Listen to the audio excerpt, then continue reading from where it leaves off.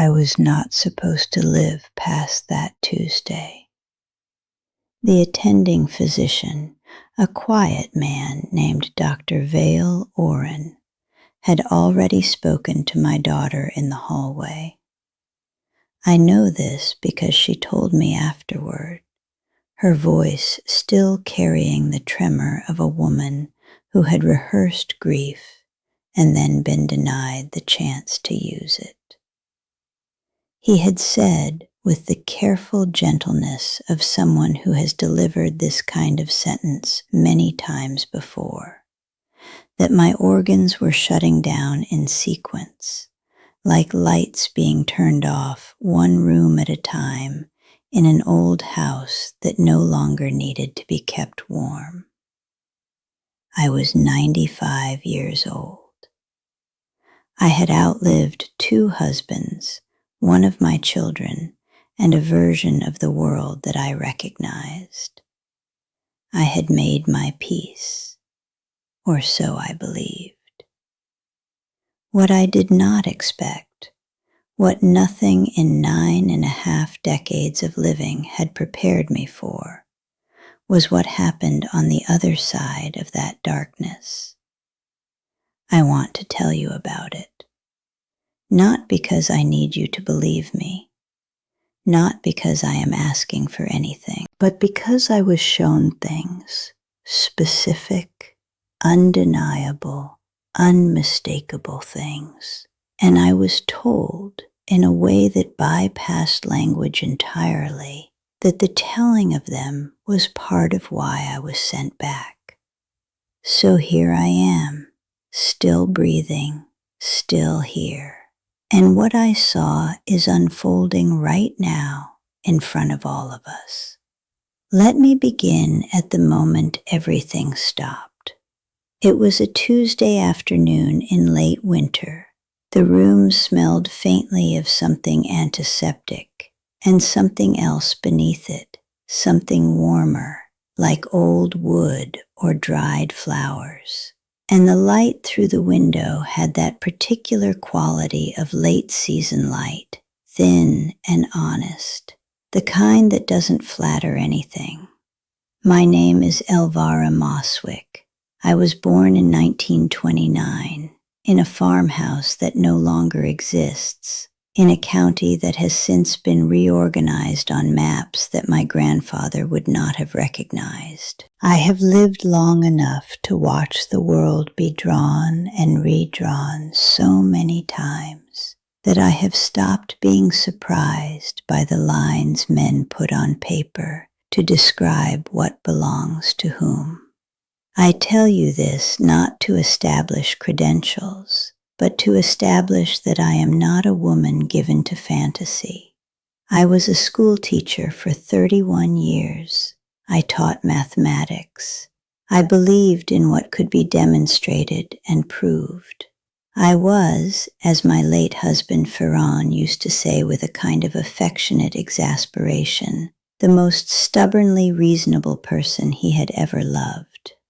And then my heart stopped. There was no dramatic moment, no surge of pain, no movie version collapse. One breath arrived, the next one did not. And then I was somewhere else entirely, looking down at a pale, still woman in a hospital bed who I recognized, with a detachment so complete it felt almost clinical, as myself. She looked smaller than I thought I was. Isn't that strange? I always imagined I took up more space. What followed, and I understand that the word followed implies a sequence of time, which is precisely the wrong framework, was a passage that I can only describe in approximation, the way you might describe a color to someone who has been blind from birth. The words are not wrong exactly. They are simply insufficient. I moved, or I was moved, or the distance between where I was and where I arrived simply ceased to exist, and I was somewhere I can only call the between.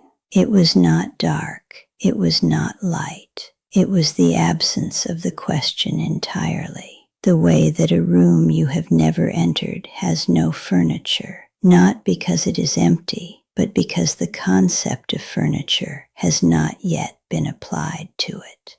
I was not alone there. I knew this before I perceived anyone. There was a quality to the between that I can only describe as companionship without presence. The feeling of being known completely, without a single word having been spoken, without a single feature having been seen. And then slowly, the way that an image develops in an old darkroom, I became aware of a figure. Not beside me, not in front of me, more as though they had always been there, and I was only now becoming capable of registering what my awareness had not yet been calibrated to receive. She looked, I thought, like someone's grandmother. And then I understood, with a knowledge that did not come through my mind, but through something deeper than my mind, that she was something far older than any grandmother had ever been. She had a face that was both ancient and ageless, the kind of face that weather carves into stone over centuries, not harsh, but patient, carrying the memory of every season that had passed across it. Her name, as it arrived in me rather than reaching my ears, was something like Decibel. I cannot explain how I knew this. I simply did. She did not speak. She showed me. What she showed me began with the world I had left. I want you to understand. It was not a vision in the sense of a dream or a hallucination. It had a texture that memory does not have. It had a weight. I was not watching from a distance. I was present in it, the way that you are present in the room where you are sitting right now, with your whole body, with the sensation of air and surface, and the faint sound of whatever is happening around you. What I saw first was chaos.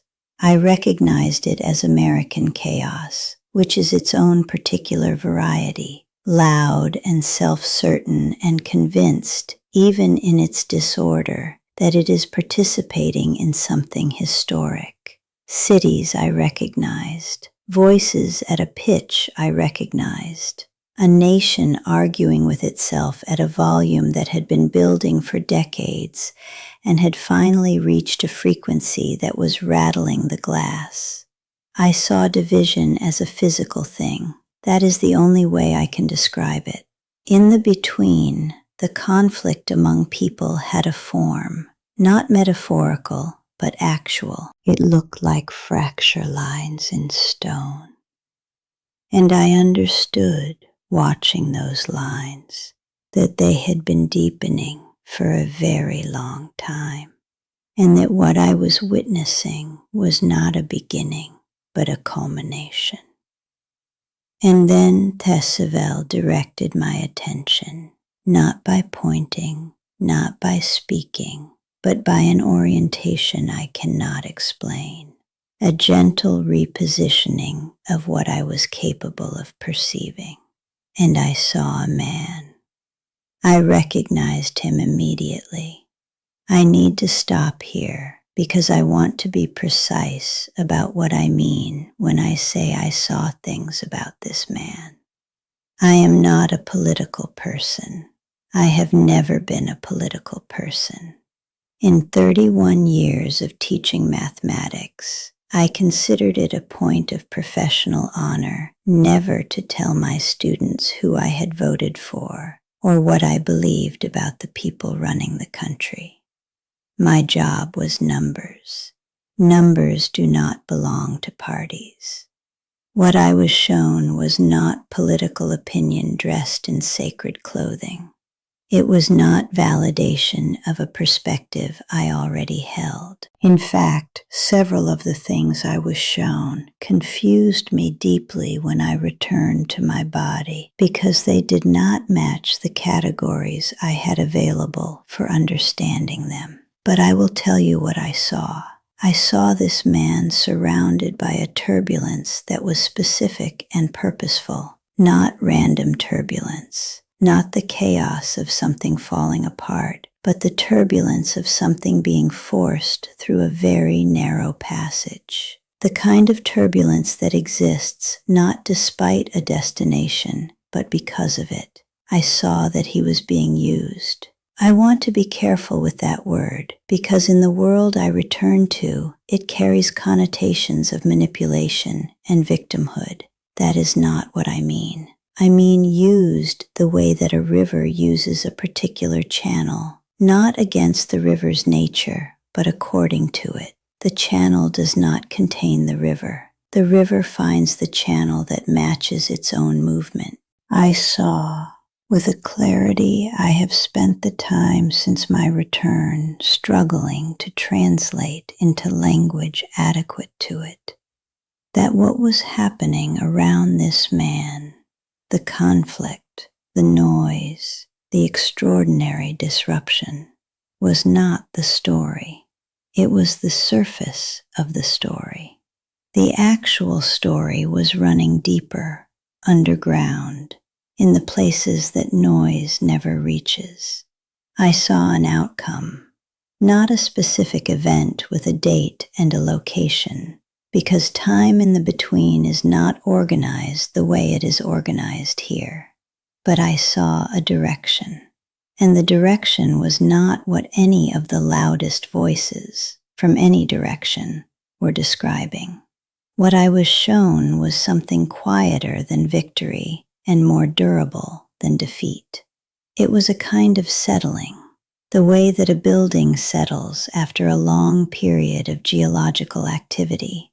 Not without damage, not without loss, but into something that could hold weight again.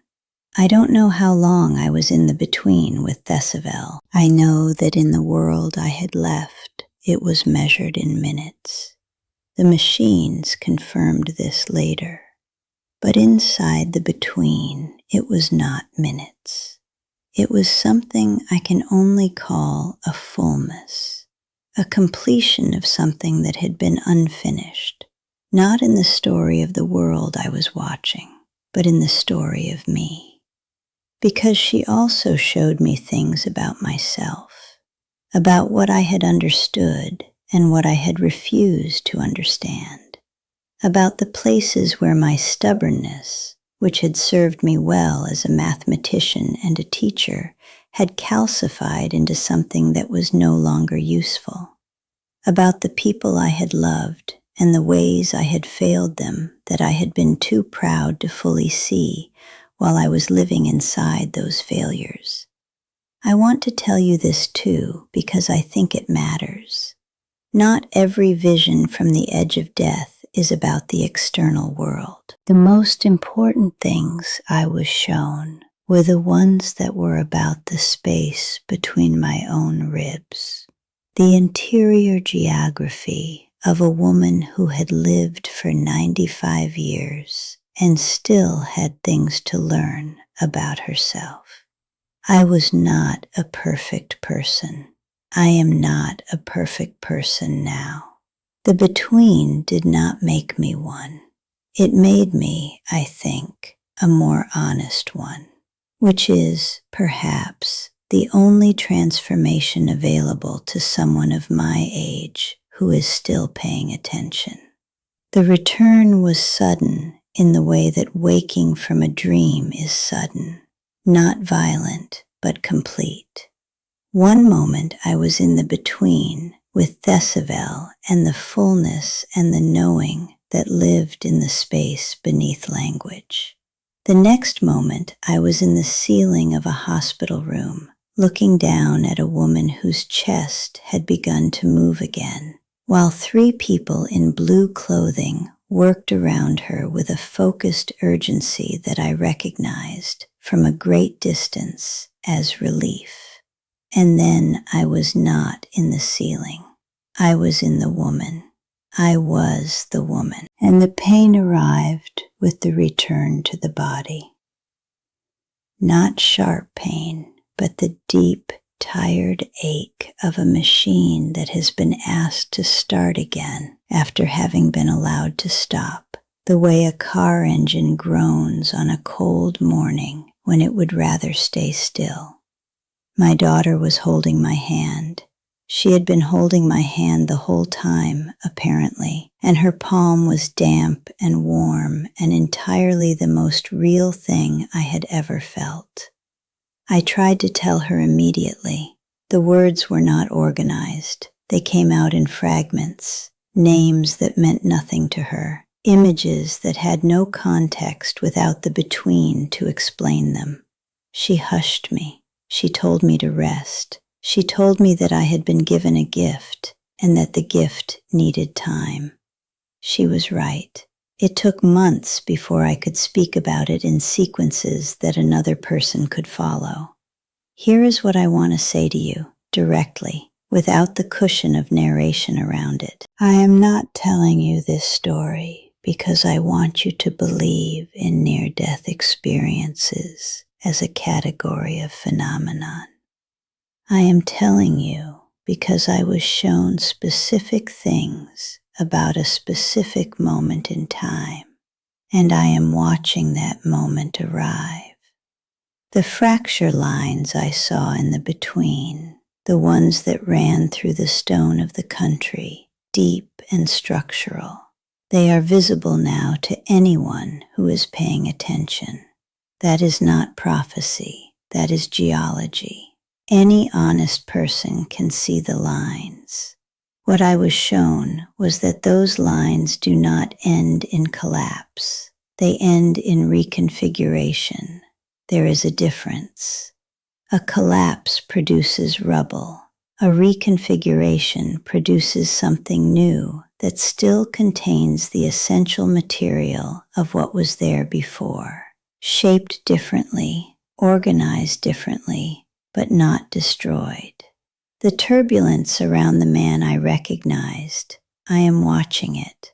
It is louder than anything I saw in the between, because in the between, sound has no volume, only meaning. Here, volume is the thing most people are paying attention to, but volume is not meaning. I learned this in the between with a certainty that has not left me. What is happening is not what the loudest voices are saying it is, on any side. What is happening is the settling I was shown, the channel finding the river finding its direction. I cannot prove any of this. I want to be clear about that. I am a retired mathematics teacher, 95 years old, who had her heart stop and was sent back with a set of images that she has spent the remaining years of her life attempting to translate into language adequate to them.